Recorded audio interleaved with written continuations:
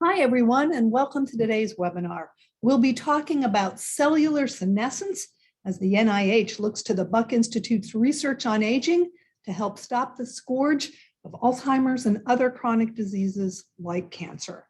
I'm Kris Rebillot. I'm the Senior Director of Communications here at the Buck Institute.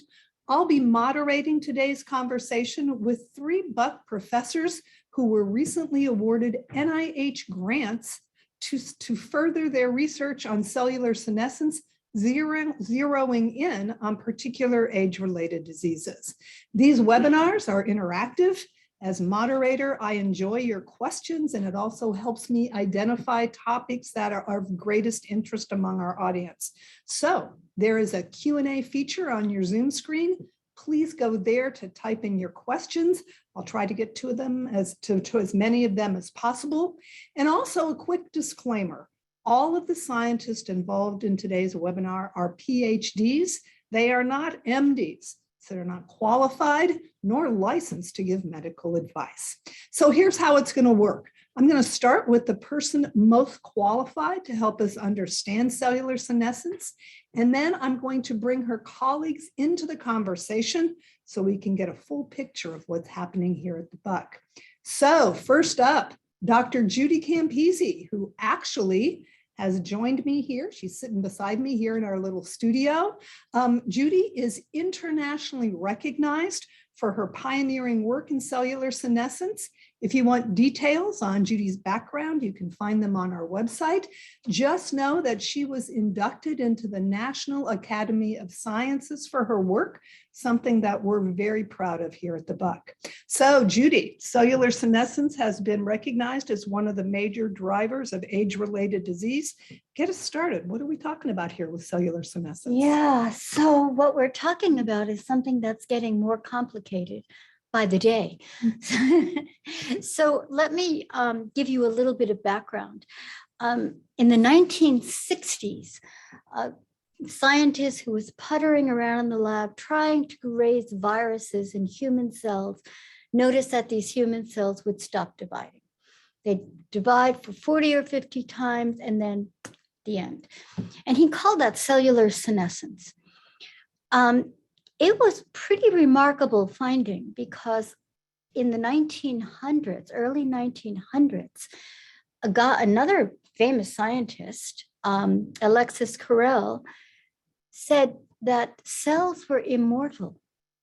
And if we only could understand why cells were immortal, we would understand why multicellular organisms like us are mortal.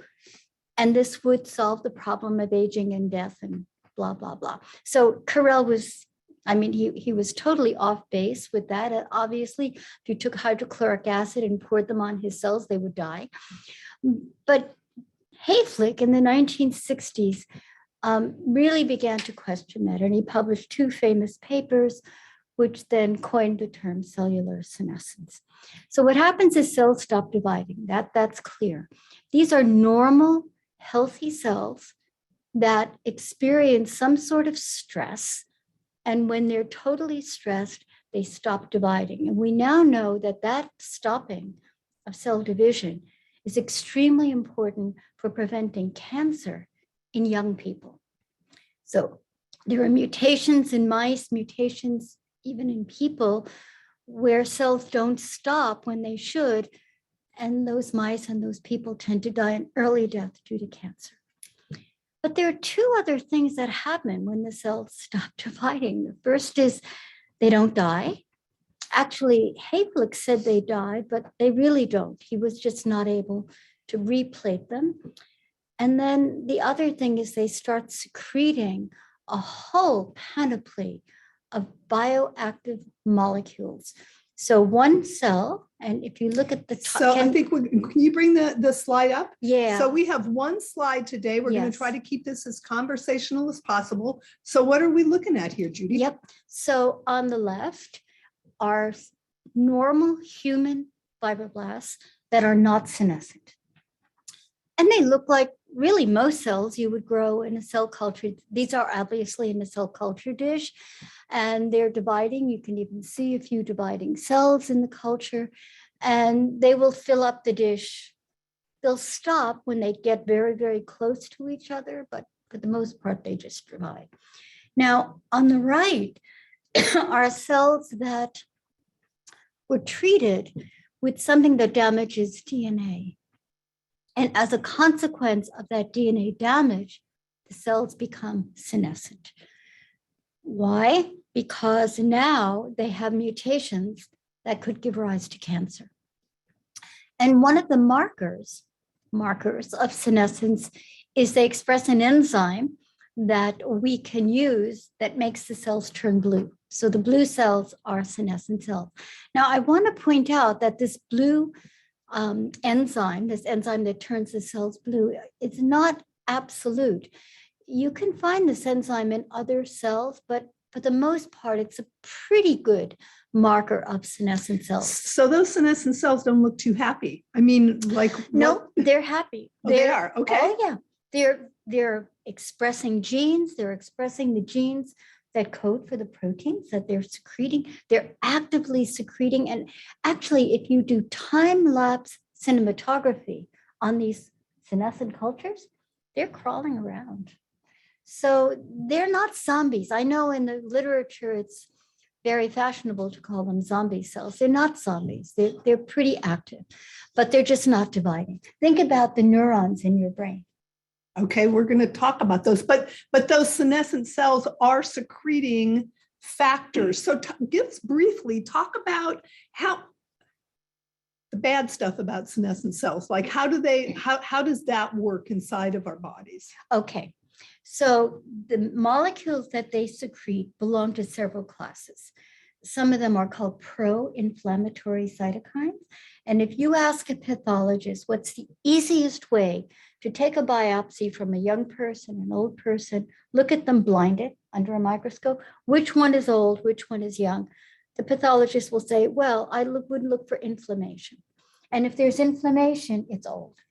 So that's a very common hallmark of old tissues.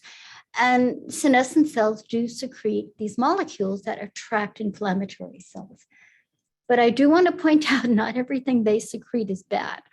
For example, they secrete growth factors. Now, if you are a mutant cell and you are potentially cancerous, you don't want to see those growth factors. On the other hand, if you have a wound, and we've shown this, those growth factors will help that wound heal. Same thing is senescent cells secrete lipids, these small cholesterol-like and fatty acid-like molecules. And those lipids are signaling molecules, and you need them to start labor in both mice and humans. So they're not all bad, but they're definitely not always good because of the inflammation and also the fact that here's one cell. I should point out senescent cells are usually quite rare in old tissues. And then the surrounding cells.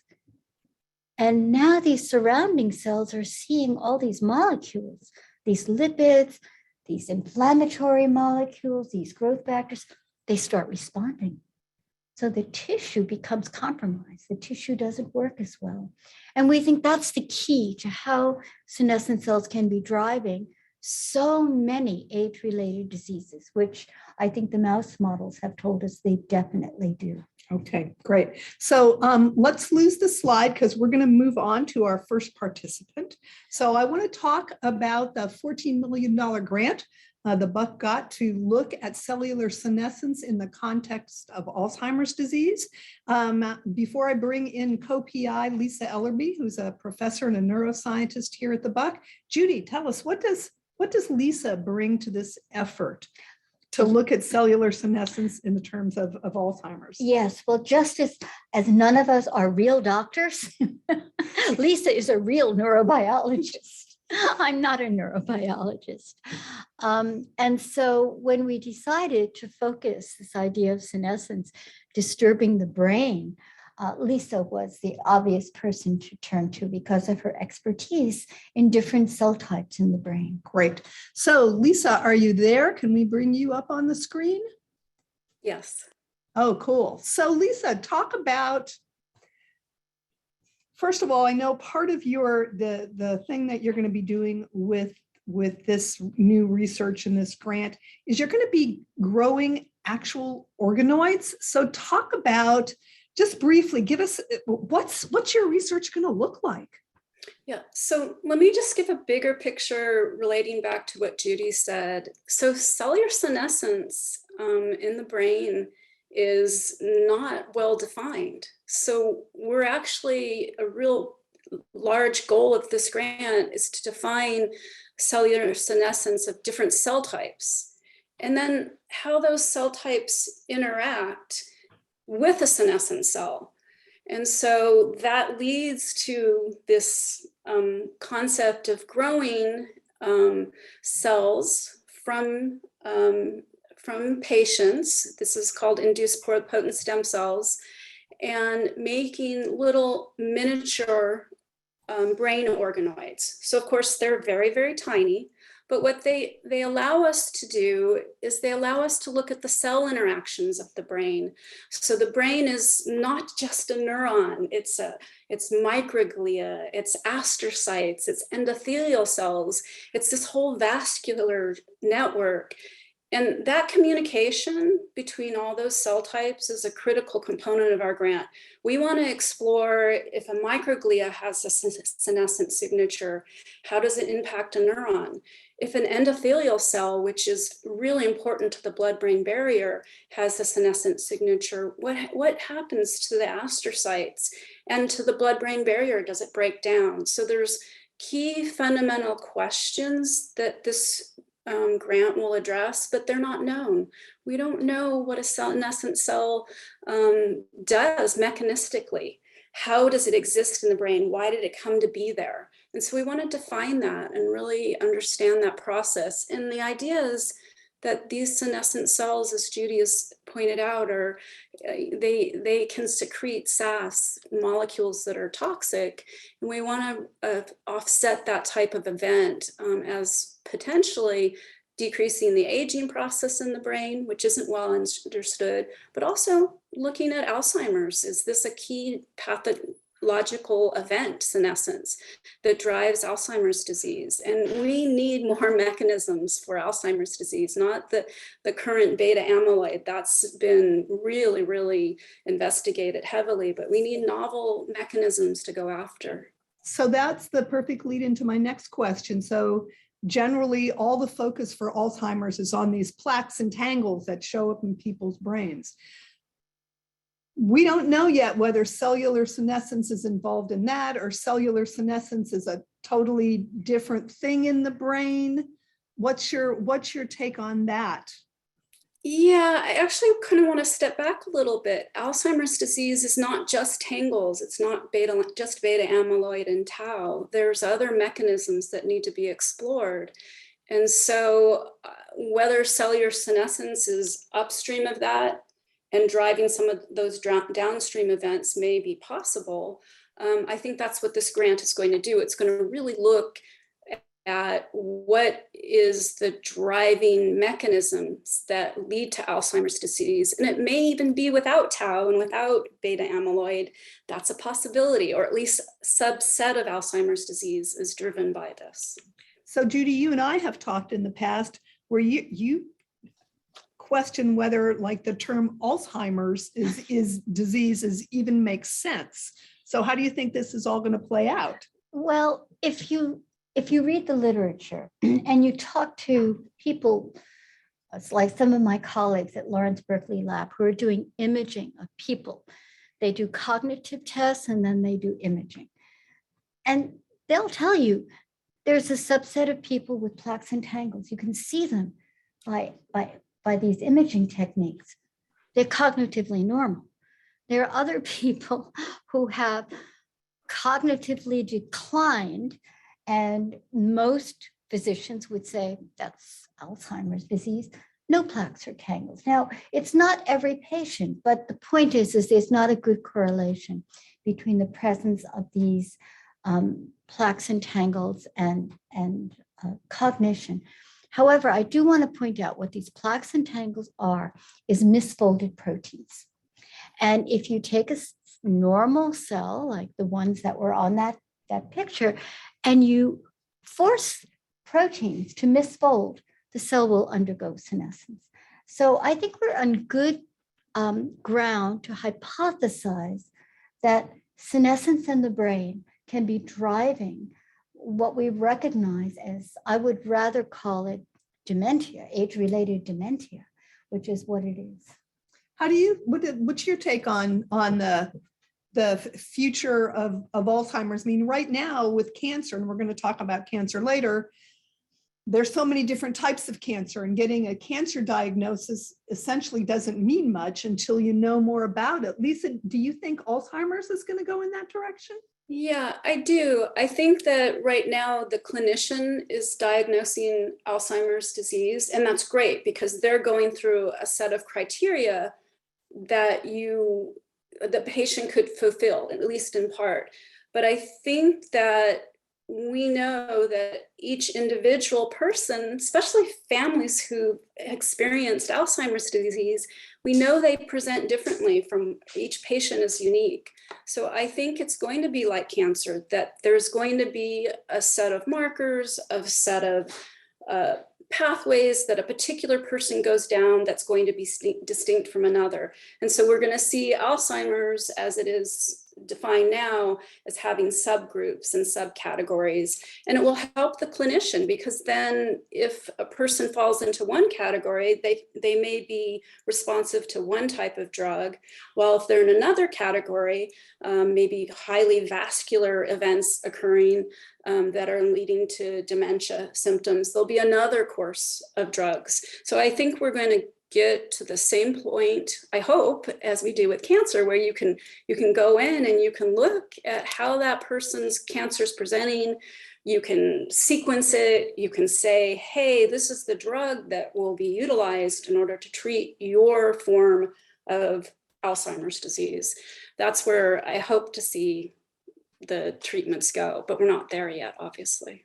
Great. So I'm going to talk to you in a little bit about what folks can do now who feel like they have some mild cognitive effects, but I want to make sure we all get involved. So now I'm going to turn our attention to the $12 million grant that we received to join the Ceneletic.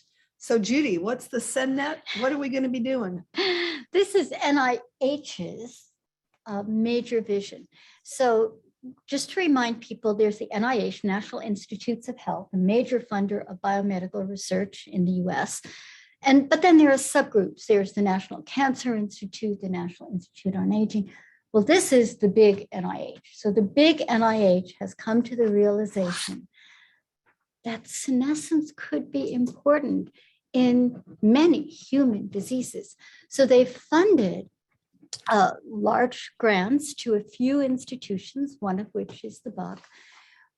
The idea being that we would work only with humans, so it's all human tissue, and we map when and where senescent cells occur across the age spectrum, across the disease spectrum, and this is what we'll be doing in the Ceneletic project. And what's beautiful about the Ceneletic project, and I should point out that Birgit, who I guess you'll talk to soon, is the co-PI of this grant. What we will be doing is not only doing this ourselves, but we will also be doing it with other centers. There are 6 centers altogether. The Buck is one. So 5 other centers working on different tissues. And we will be required by NIH to collaborate with them, which thrills us because we like to collaborate. That's great. So what's Birgit bring to the party? Oh, so this secretory phenotype. So we first described the secretory phenotype in 2008. We first published the paper, and we were using this technique called antibody arrays. That's sort of like the Model T Fords of, of proteomics. But Birgit, of course, runs this magnificent proteomics core at the Buck. And we began collaborating with her to really get a big picture of what the secretory phenotype looks like. And as a consequence, there are hundreds of proteins and other types of molecules. And it wouldn't have been possible without Birgit's collaboration. And we published this in 2020. And it's already been cited a gazillion times, and people are very interested. That's great. So Birgit, so talk about, I know, what kind of samples, we're working on human samples here. So what kind of samples are going to be coming to the Buck to really further this research on senescence? Yeah, thank you, Kris and Judy. Yeah, this is so exciting. These are human samples. They're very precious. It's very hard to get human samples. So we will get 67 human samples that are breast tissue. We get those from the Komen Tissue Bank there in Indiana.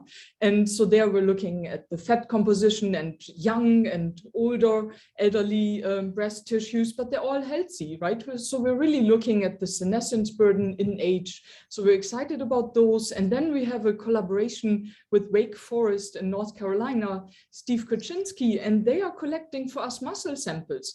So we're actually looking at 88 muscle samples. And again, so those muscle you can actually take with a little needle biopsy, right? So it's a little invasive, but not too bad. And so very precious also. And then we'll have 50 ovary samples. Again, young and old, but healthy. And comparing, the effect of age and where the senescence burden is high. And for me, what is exciting, everything is associated with plasma samples. And see, that is very non-invasive, right?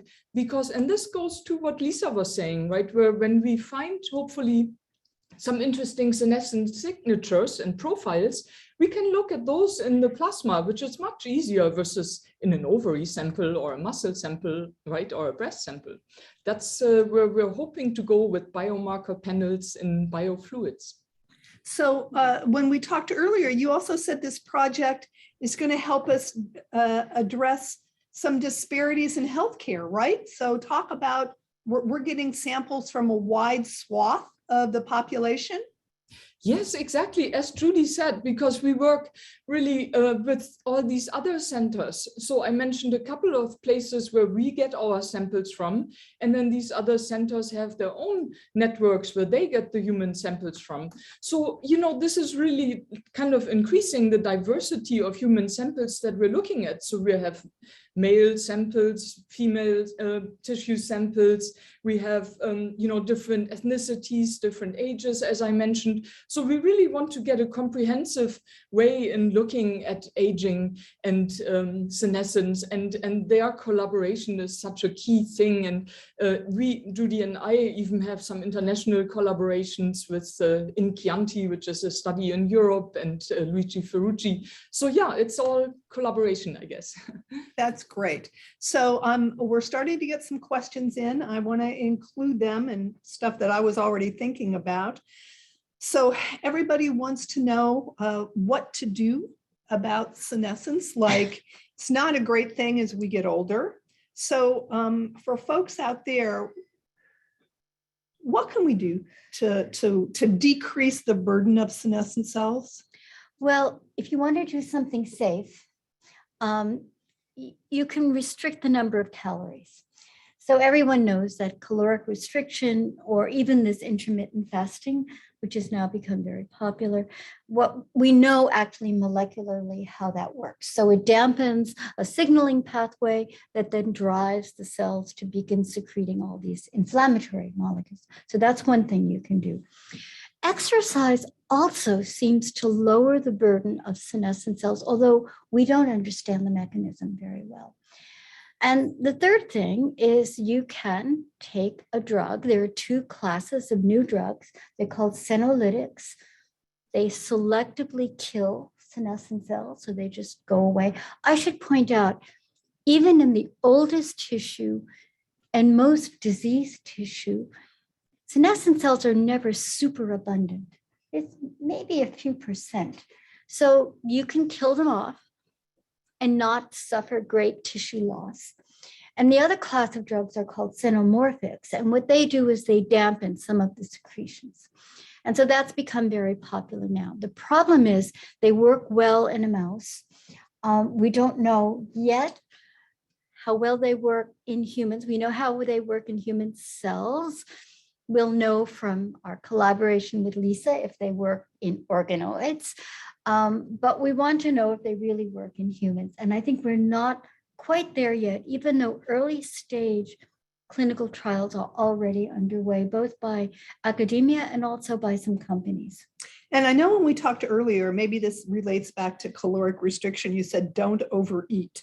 Is there anything in particular about, because the holidays are coming, right? I know. There are those of us who might be inclined to overeat and maybe not get as much exercise as we usually do. Yes. So I'm looking to you for some motivation. So when we overeat, when we don't get enough exercise, what happens? Well, so the short answer is that what happens is the nutrients and the growth factor signals that are responding to those nutrients will sometimes drive cells into senescence, usually because of some kind of genomic instability. Not always, but sometimes.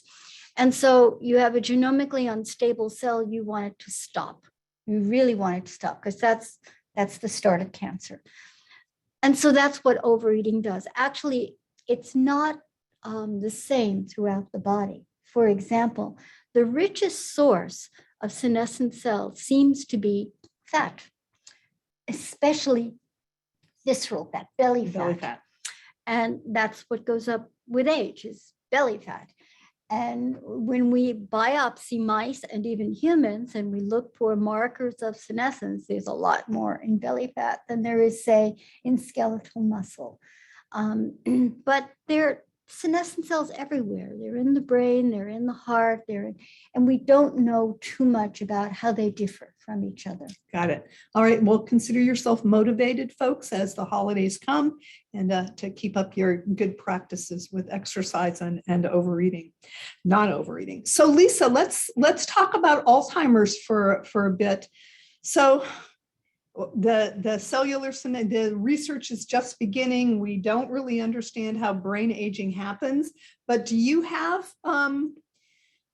advice for folks who are wanting to maintain their cognitive abilities to the best of their abilities? Yeah, so I'm going to add on to Judy's, well, number one, exercise. It definitely improves brain health, learning and memory. Dietary restriction, but maybe I'll add a little bit of a twist on that. I think dietary restriction isn't always possible for all of us. So there are foods that are less inflammatory. So if you balance your diet with foods that don't increase inflammation, I'm sure that will have an impact on not just senescent cells, but also the brain and its health. The other thing that's incredibly important for Alzheimer's disease, and there's strong correlation with this, is socialization. So spend lots of time interacting with your friends, your family, spend lots of time reading, thinking. I guess maybe I'll advocate for being scientists, just kidding. But I think keeping active intellectually is really, really important for Alzheimer's disease. It is a preventative. And then there are drugs. So if you look at clinical trials with very large groups of people, there are drugs that do have impact. So work with your physicians. Journal of Neurology this last year did a very nice study on a drug called galantamine. And it showed a very nice correlation with improved cognitive abilities, or offsetting some of those that occur with Alzheimer's disease. So again, consider if you have some type of Alzheimer's disease, it may be unique to you. So go to your physician, try to work through different drugs. The one that didn't work for you, that may be because you have a little different subset. Go try a different one. So I guess I encourage working with your physician and being open-minded to treat your disease as an individual. And then lots of social interaction, lots of exercise, and food that's healthy. That's got it. Okay. So we got a question about whether senolytic drugs, when they're ready for prime time, are actually going to be able to treat hypertension. It's possible. It's possible. It depends on the origin. I mean, hypertension is another one of these medical terms that refers to a lot of different origins, and it depends on the origin. But I think we are collaborating with a very good group in Boulder, Colorado, and their expertise is in, arterial stiffening and the consequences of arterial stiffening. For sure, senescent cells can drive that. But there are other sources of hypertension as well. And then we also got a question about some natural products. There's one called quercetin. Quercetin. Yes. So what do we know about what's out there and what people might be trying? Well, you can go to Walmart and buy a bottle of quercetin pills. I think for the most part, they're harmless, but be careful for two reasons. One is we don't know optimal doses in people. Two, we don't know the purity of those drugs. There's no guarantee that there aren't trace elements or trace contaminants in those pills that could be detrimental.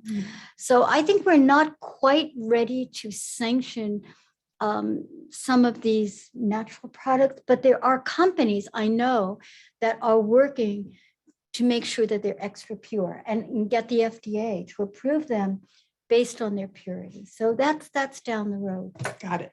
So let's talk about cancer. So I know earlier you said that cellular senescence is good as far as stopping cancer. That's why kids tend to have less cancer than older people. But talk about the other end of the spectrum. As we get older, so that the inflammation in our tissues, that just sort of is an invitation for cancer. Is that how it works? Yes, yes and no. So all cancer cells contain mutations.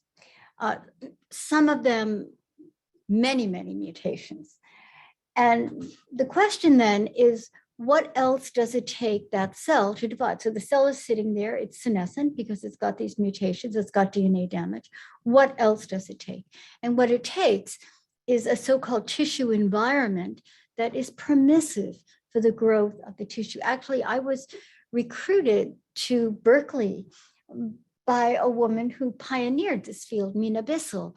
And she was the really one to finally show ways in which you can take a cancer cell and trick it into thinking it's in a different tissue environment and the cell starts behaving normal. It's wild, but it's true. So you need two things for cancer. You need the mutations, you also need the tissue environment. And what senescent cells do is they make a permissive tissue environment for the development of cancer. But because mutations are so rare in young people, it's not a problem when you're young. It's more a problem as you age. So let's talk about chemotherapy. Yeah. So treatments for cancer. So Yes. that chemotherapy sets off a bunch of senescence, right? Correct. So many chemotherapeutic drugs are either genotoxic or cytotoxic. That means they're toxic to either the DNA or the cell itself. And when the cells experience that, when normal cells experience that, they undergo senescence. They don't want to divide with these mistakes. So there are drugs. I don't want to knock these drugs. They work. They do cure cancer. There are children who would die if it weren't for the presence of these drugs they'd usually die of either leukemia or lymphoma. Those are the common ones. And they get another 20 years of life. Problem is now they're showing up in the clinic and they look much older physically and physiologically than they are. And we know in a mouse that's due to the presence of senescent cells that have persisted for a long time in the animal. We don't know that that's true in humans, but the National Cancer Institute is very interested in this. And they're part of this whole CENNET program because they also want us to look at patients who have undergone chemotherapy. Okay. So I got a question. I think this one is for Birgit. Birgit, can circulating SASP products, those are the inflammatory cytokines, be identified by tissue of source? So can you talk about that? Are you going to be able to look at actual different tissues from different parts of the body? Yeah, exactly. That's one of the key ideas that we're having. And that's why with Judy, we're actually currently looking at several different cell types and also origins of tissues. So the idea in the end would be that you can say, okay, well, we see like a kidney senescence marker, or so there's maybe something wrong in the kidney. Maybe the kidney has aged much faster than some of the other organs, right? Because we will have organs that age differently at different, kind of gradients. And so that is one of the key aims that we're also having as part of the CENNET, to differentiate senescent cells and what they secrete based on origin of tissue and based on cell type itself. So yeah, that's part of a big program, and we're just kind of starting. There's a huge heterogeneity in senescence, which makes it also exciting. But we chose one of the organs that ages very, very early, which is the ovary, right? So that will be very interesting, for example, to find ovary-specific senescence markers. And that's a great question, yeah. Okay, great. So this one is for you, Lisa. Let's see if I can find it. Oh, yes. So has any research been done about chronic access to toxins in the environment?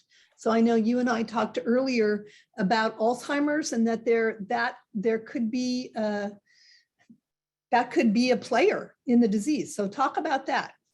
Yeah, so there is evidence that some of the things we're exposed to in the environment can be correlated with Alzheimer's disease, but the best evidence is with Parkinson's disease. So there are a set of toxins in our environment, especially pesticides used on plants that have lead to neurodegenerative diseases. So I think this is another case where when we talk about Alzheimer's disease, you may have dementia that's produced in Alzheimer's disease that may be from environment as one aspect of it. In terms of the environmental toxins that correlate with Alzheimer's disease, I think that's still not entirely clear. It's much more clear for Parkinson's disease. Got it. Okay. So we got a question, Judy, about baby aspirin, whether that, and we got questions about metformin.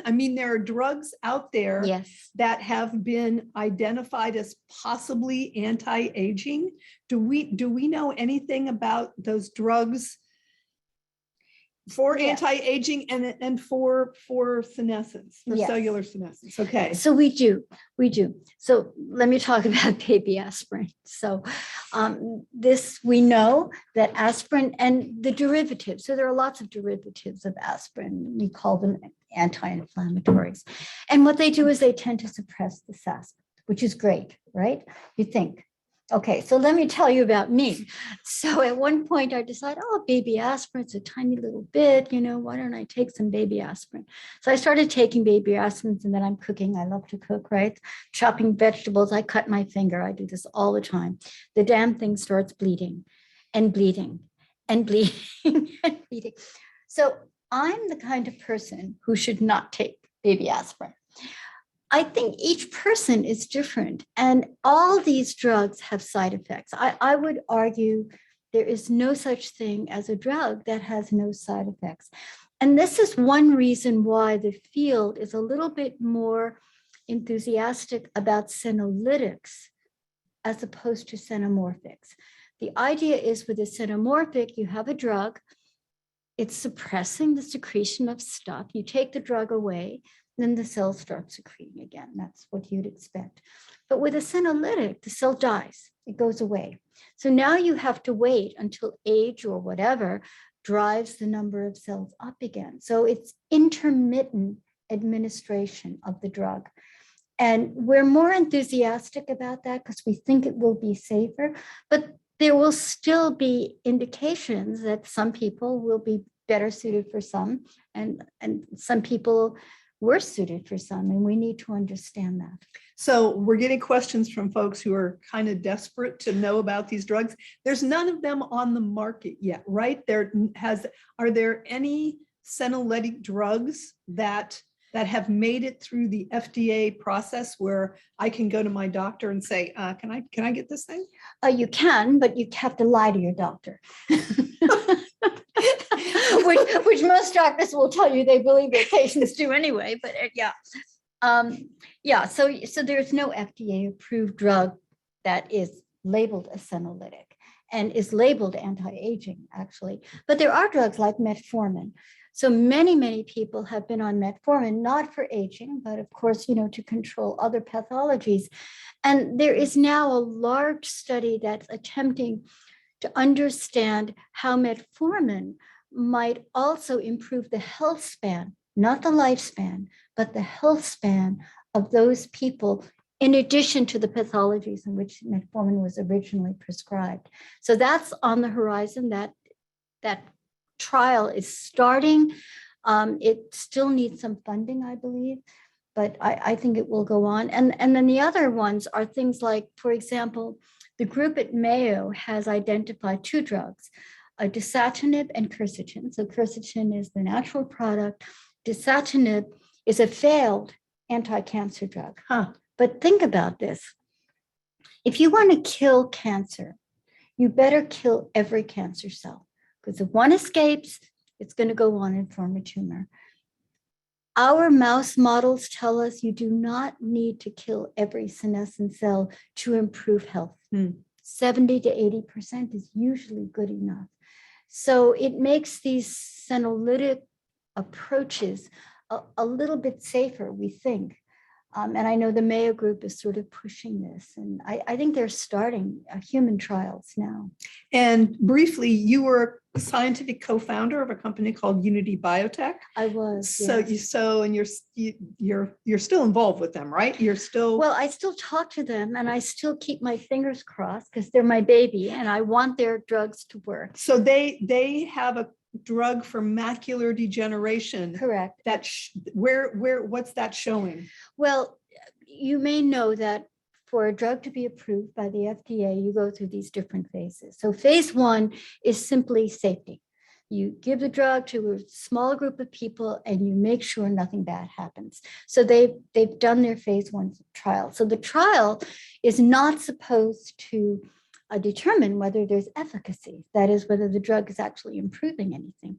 But of course, all companies, they look, how are the eyes? How do they look? And it's very promising. So they're entering phase 2 now. And the beauty of the eye. So I told you, there are times you do not want to not have senescent cells. If you cut yourself, if you're in a massive car accident, you have lots of wounds, you want those senescent cells to help you heal.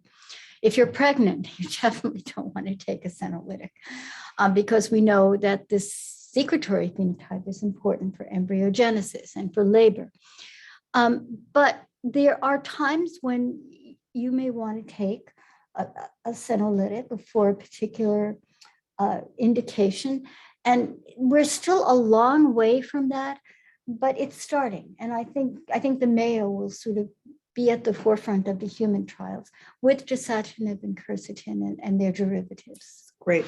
So back to you, Birgit. Let's talk about, I know, so you're going to be looking at muscle samples, right?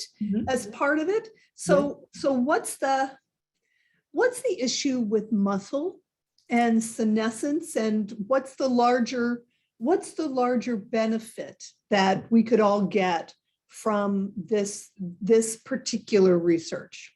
Yeah, so we're very excited about the muscle because I think losing muscle strength and frailty or muscle mass loss, that's a real problem with becoming aging. So, when somebody is 30 years, they have really good strength, but as people age and it starts relatively early, there are indications that, there is less strength. So with the muscle, we have actually also connected with somebody at UC Berkeley, Bill Evans, and he actually measures the muscle mass. So we have what we call longitudinal studies. So I told you we take a biopsy from a person at Wake Forest and then again 3 years later. But in between, we're taking urine samples every half year over, say, 3 years or 5 years. And then out of that urine, Bill Evans can actually measure the muscle mass, again, very non-invasive. And we can link that to kind of clinical metrics of these different otherwise healthy people, right? Are they obese? What are their grip strengths, for example? So I think we'll learn a lot. And then, of course, we have all the molecular measurements, like I mentioned, right? The proteomics of these, and then also single cell and single nuclei transcriptomics, that's measuring the mRNA that Simon Mello will spearhead, and all the spatial distribution of these transcripts, as we call them, mRNA. So we can measure functional readout and muscle loss with these molecular markers. So I think that's super exciting and will be so important for all of us, right? And the elderly, or if somebody gets injured and has maybe had an arm in a cast, how the muscle, loss is evident even after a very short time. That's great. So you're talking about technology. I want to go to Lisa. So the experiments that you're doing and you're going to be doing, you wouldn't have been able to do this just a few years ago, right? Talk about the explosion of technology. Yeah, so we're now able to take patient cells. So we can take a skin cell from anybody, and we can use technology that's called reprogramming technology. And we can turn those cells into a stem cell-like state. It's called induced pluripotent stem cells. And what's beautiful about that technology is you can make any cell type of the body with the right recipe and the right factors. And so what we'll do in our project is we'll utilize patient-derived induced pluripotent stem cells to model Alzheimer's disease and cellular senescence. We'll take high risk factors like ApoE, and we'll look at neurons from different ApoE status, and we'll generate not only neurons, microglia, which are a type of brain cell, astrocytes.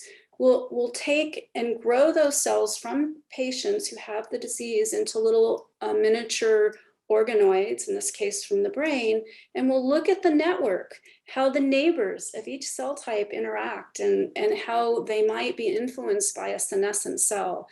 And that technology is one technology of the grant, but I think a really critical technology is the one Birgit just mentioned, and it's super exciting.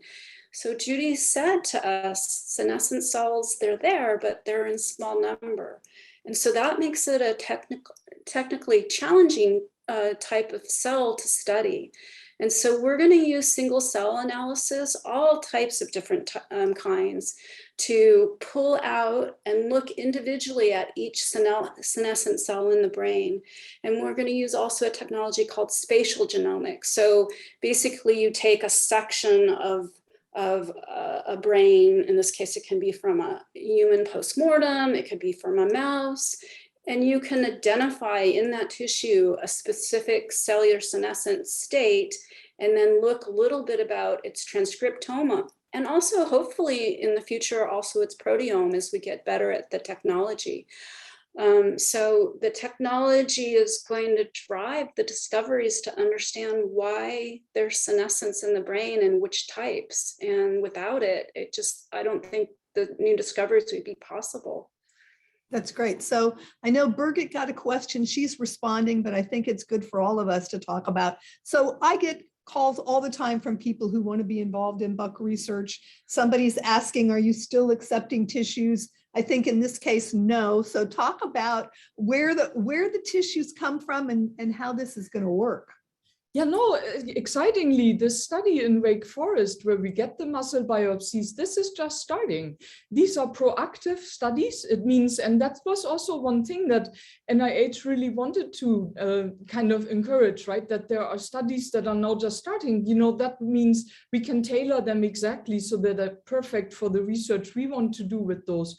So yeah, Wake Forest, they are recruiting patients, and it's very, you know, so yeah, you can contact Buck Institute and Kris, and we can get you those details.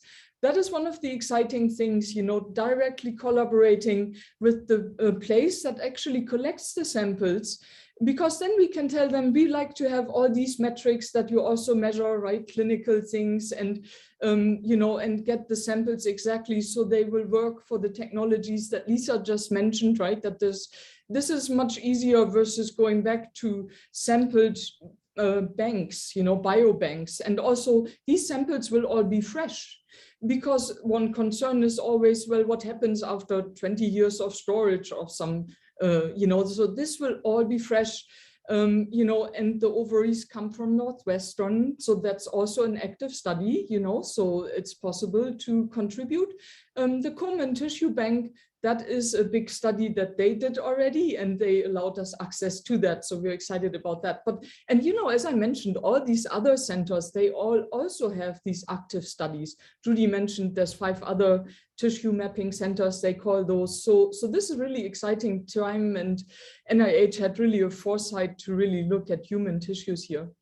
So just before I get inundated with queries from folks who want to get involved, so you're gonna send me. So I mean, if somebody is listening in Ohio or somebody's listening from here in Marin, yep, there are ways that they can donate their samples. Yeah, for example, our collaborator, Steve Kaczynski, who's in Wake Forest, he asked me, hey, Birgit, will you come and give some of your muscle sample?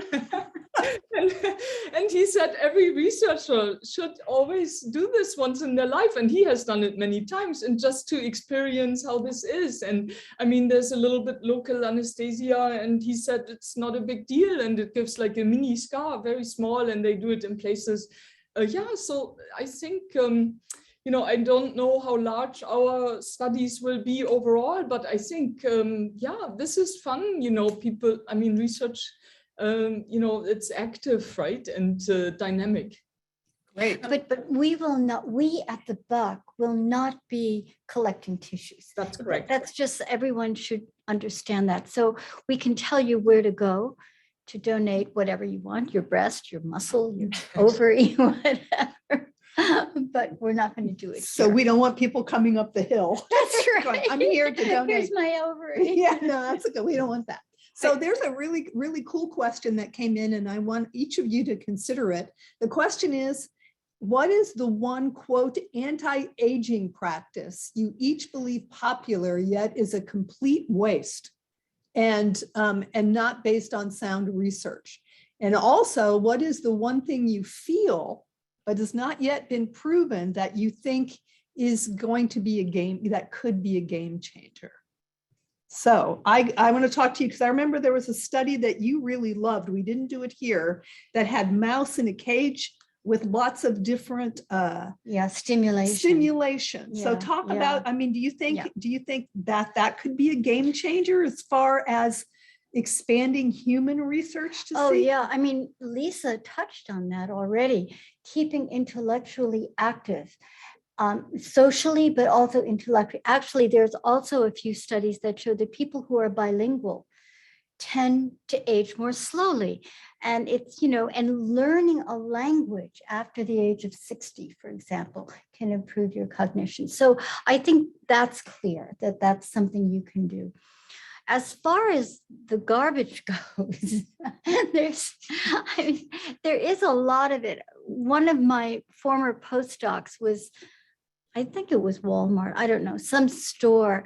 And there was a box he got, and it said, Senolysis activator or Ceneletic activator. $8, bunch of pills. Don't go near that stuff. And no information about what it is. But, so you have to be careful. There are people out there who will sell you snake oil.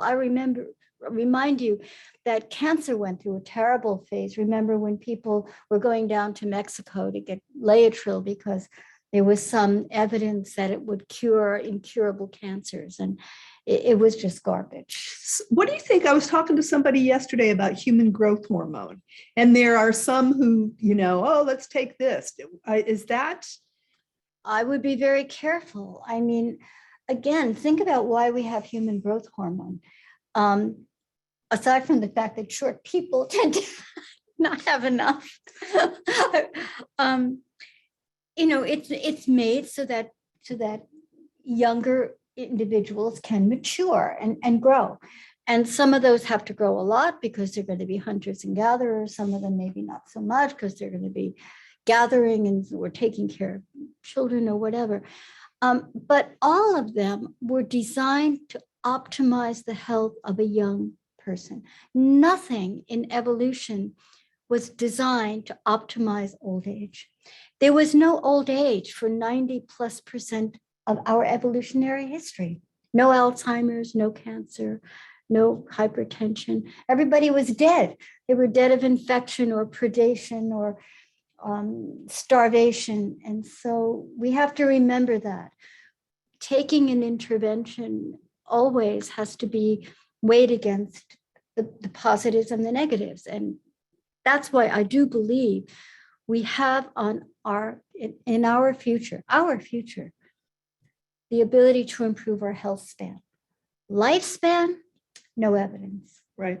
Yeah. So Lisa and Birgit, is there anything that when you see an ad or you see something in the health food store or whatever, and that kind of makes your blood boil and you go, yikes, people shouldn't be doing this? So one thing that I feel a little bit concerned about is the exposure to oxygen. So there's these places where you can do the hyperbaric oxygen. Yes. And it's clear to me that the levels they're using could possibly be damaging. So that's one where if you were asking me, would I go to one of those? I would not. I do think that there's some evidence for some levels of, but again, this is where it's all about how much.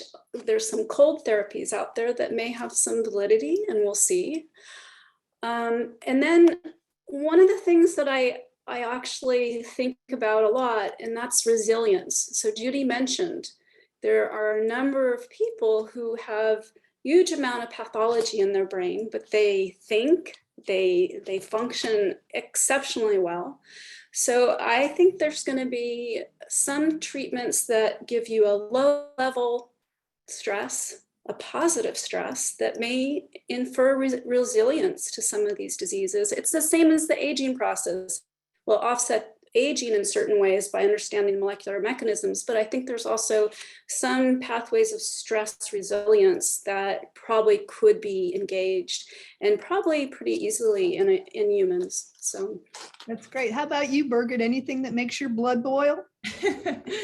Oh, well, I think Judy and Lisa already said some things really nicely, but I wanted to say one other beauty of some of these Ceneletics, for example, what Judy mentioned with the eye, there you could actually kind of consider a local administration, right? Yes. Or also with the knee, which I think may also be kind of a strategy versus like a system-wide pill to take. So that's also something to keep in mind. So yeah. So because we age, our different tissues age at a different rate, right? Exactly. And we don't know what these drugs do to every tissue in the body. So I mean, Birgit and I have talked about this a lot. The two trials that Unity did, one was direct injection into the knee, where it's localized around osteoarthritis, for example. And the other is in the eye, which doesn't really enter the circulation very easily. So before we go, I want to give a plug for the buck here. So I just love how collaborative this has been. Oh, yeah. I want to point out that they're all women scientists on this, which is pretty cool. Oh, there's Simon Mello. Oh, Simon's not here today, but the big PIs are, Yeah, are here, the yes. co-PIs on this, which is great. So what does this say about the book and how we do science and who we are that we're involved in this type of research? Well, I mean, for me, I had a lab in Boston, and then I came to Berkeley, and I was at the Lawrence Berkeley lab, and then I came to the Buck. And this is the most collaborative place I've been in. There are no departments, there are no walls. And so this is kind of special. So we don't have like different administrators arguing with each other, and it is special. That's great. All right. Well, I want to thank Judy, Lisa, and Birgit for taking time to be with us today. And I want to thank all of you who attended and participated. We recorded this event. We will let you know when it's up and ready for viewing. So before we get on with the rest of the day, I need and want to do a fundraising pitch. And here's my message. Your donations to the Buck matter. The research we discussed today started with the seed of an idea. Each of these scientists have benefited from and are grateful to donors who have provided the support that allowed these ideas to grow. One of the things I really enjoy about working here at the Buck is that you never know where the science or the support is going to go. So a good example from today's seminar, Lisa Ellerby also studies Huntington's disease, and there's an individual donor who supports that research. That support allowed her to develop the technologies that were really key in our being able to get this recent grant. So they all matter. So I encourage you, before you go through your day, to go to our website.